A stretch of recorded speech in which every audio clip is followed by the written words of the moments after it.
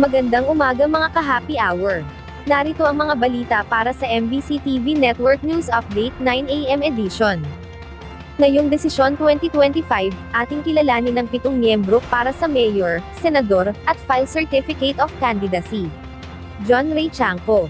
Naghain na ng certificate of candidacy para sa mayoralty race sa Navotas City, ngayong unang araw ng COC filing. Wilbert Lee. Naghain na ng certificate of candidacy si Agri Party List Representative Wilbert Lee, sa pagkasenador ngayong October 1. Joey Salceda. Nag-file na ng kanyang certificate of candidacy si Albay 2nd District Representative Joey Salceda para sa pagkagobernador sa Albay.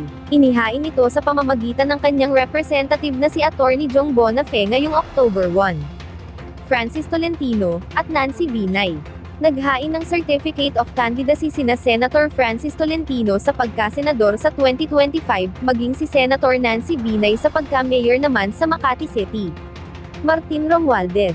Naghain na ng certificate of candidacy si Martin Romualdez bilang congressman sa unang distrito ng Leyte. At Joy Belmonte.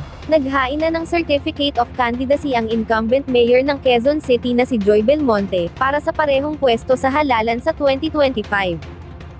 Ilan sa mga 7 miyembro para sa mayor, senador, at file certificate of candidacy, ngayong desisyon 2025.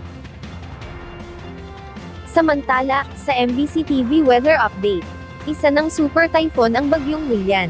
Ayon sa Pag-asa, huling namataan ang bagyo sa layong 205 km, kanluran ng Itbayat, Batanes.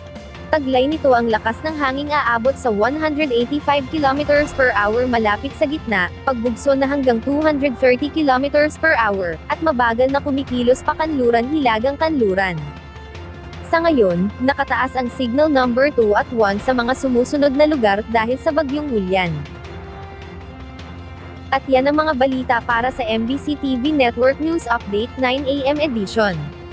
Abangan ang mga susunod na balitaan mamaya para sa 10 AM edition.